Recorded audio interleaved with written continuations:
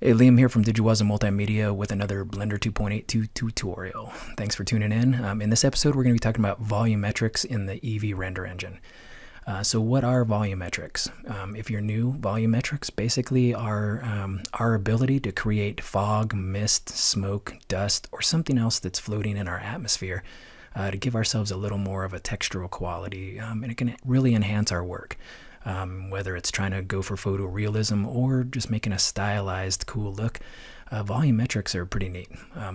In the old days, or still now, it shouldn't be in the old days, the Cycles render engine was our only option, and using volumetrics in the Cycles render engine was just tedious. It really increased your render times, and it was very finicky and hard to deal with.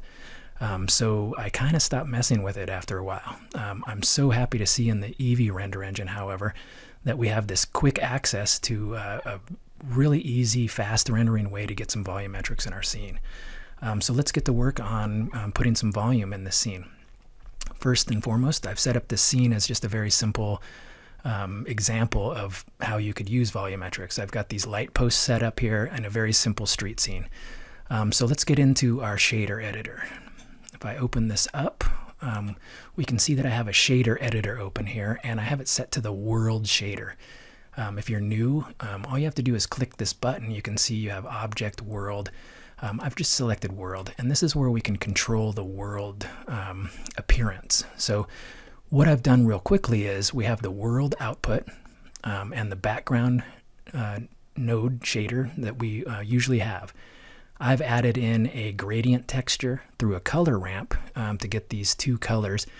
And I've got the gradient lighter at the bottom on the horizon where maybe some city lights would be shining. And then up in the sky, it's a lot darker. I, of course, have used a texture coordinate node, a mapping node. And I've set the Y to -90 on the rotation. And I've set on the location the X to 0.2. And that's how I got that gradient, if you're curious. Okay, so let's go back over here to the world output. Now, if I want to mess with the color of the world, it has to go into the surface. In order to use volume in the Eevee render engine, though, I need to plug a node into this volume input. So let's do that. If we hit Shift-A, we can go to Shaders and go to Volume Scatter, and we can just set that right there. Okay, so this is the volume scatter node that we need in order to get this kind of a volumetric effect. And it's as simple as plugging it straight into the volume on the world output. Now, when we do that, we instantly get a blacked out scene, and it seems kind of like a mistake's been made. Let me move this over just a little more so we can see. But the truth is, the way it's set by default, density at 1 is way too dense. So if we click it, just hover over it and click it, backspace 0.005, enter. Now we get basically instant fog, which really looks cool. One note here is the way it looks on my computer screen is probably a little different than the way you're viewing it. The image quality of the volumetrics coming through my screen capture software seems to be pretty low, so sorry about that. At the end of the video, I'll show a still image that shows how it should look. And when you're messing with this, you won't see in your screen what you see on YouTube.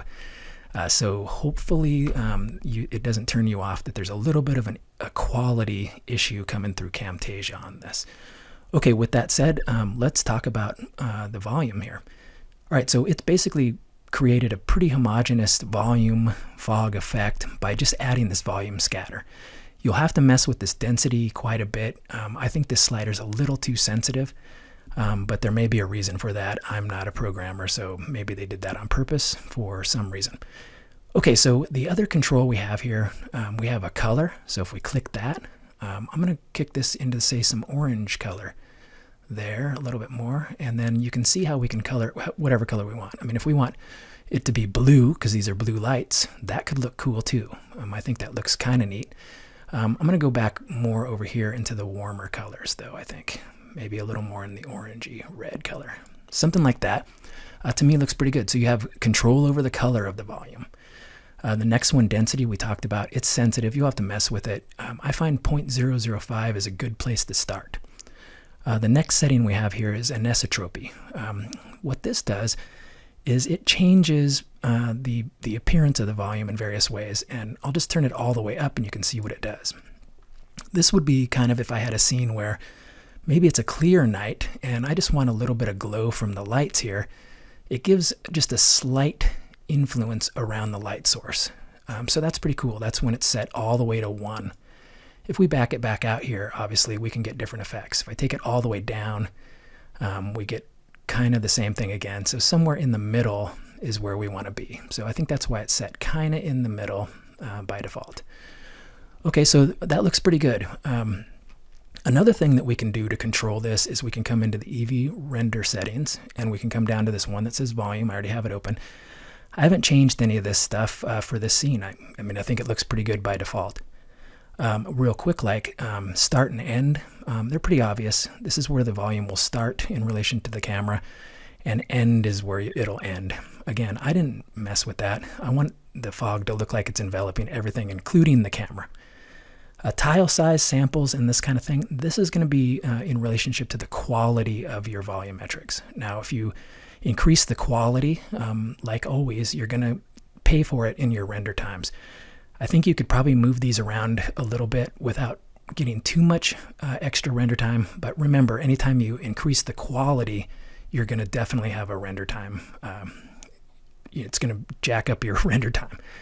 Okay, and then we have volumetric lighting. I think that's checked by default. The one that I checked here that I don't believe is checked by default is this volumetric shadows. This will allow any light that's passing through to create kind of a shadow on the ground as it passes through the volume. And I'll show you that here in just a minute when we add a texture to our volume. So these settings right here are our controls, and same with this volume scatter.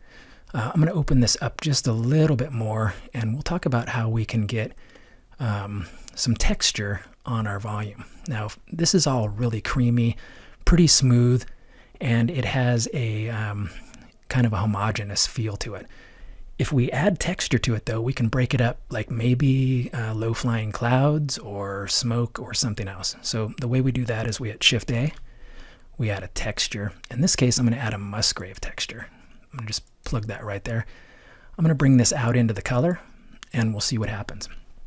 All right, so I'm going to close this up just a little bit so we can see what's going on. Okay, so we can see now that our volume has the texture of this Musgrave texture.